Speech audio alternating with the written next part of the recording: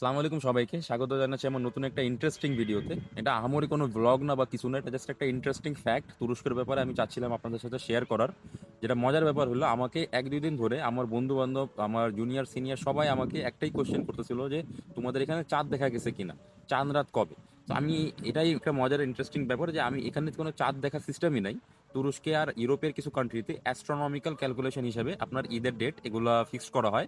যেমন ধরেন আজকের দিনে, আজকে হলো 19 তারিখ, আজকের দিনে যদি রামাদানের এক এক তারিখ হয়, আজকে থেকে ঠিক এক মাস পর কখন আরেকটা চাঁদ উঠবে বা নতুন মাসের চাঁদ কবে উঠবে সেটা সায়েন্টিস্টরা আগেই এই পদ্ধতি ইউজ করে যায় না যায়, আর এটা দেশের সকলকে জানায় দেয়। যেমন আমি এখানে যখন আসছি, মানে আমার রামাদানের যখন শুরু হয়েছে, তখনই আমি যাই না গেছি যে আমাদের এখানে 20 তারিখে ঈদ, মানে চাঁদ দেখার কোনো সিস্টেমই নাই। আমি রমজানের শুরু থেকে আমরা জানি বা তুরস্কে সবাই জানে যে এখানে 20 তারিখে ঈদ। এরা ওই 20 তারিখের ঈদেই নিয়ে মেন্টালিটি নিচ্ছে, আজকে আমাদের এখানে লাস্ট ডেট, আজকে লাস্ট রামাদান।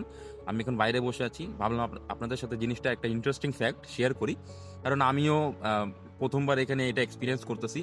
সো এই হলো কাহিনী। অবশ্যই আপনারা জানাবেন যে আপনাদের কাছে এই জিনিসটা কেমন লাগতেছে, অ্যাস্ট্রোনমিক্যাল ক্যালকুলেশন বা না ট্রেডিশনাল যে ক্যালকুলেশন আমরা করি চাঁদ দেখার উপর নির্ভর, সেটা আপনাদের কাছে বেশি ভালো লাগে না এটা বেশি ভালো লাগে। অবশ্যই কমেন্টে জানাবেন। ধন্যবাদ সবাইকে। আসসালামু আলাইকুম। ও, আরেকটা জিনিস তো বলতেই ভুলে গেলাম, ঈদ মুবারক আপনাদের সবাইকে আমার পক্ষ থেকে, রামাজান বাইরাম কুতকো আহ ধন্যবাদ সবাইকে, দোয়া করবেন আমার জন্য।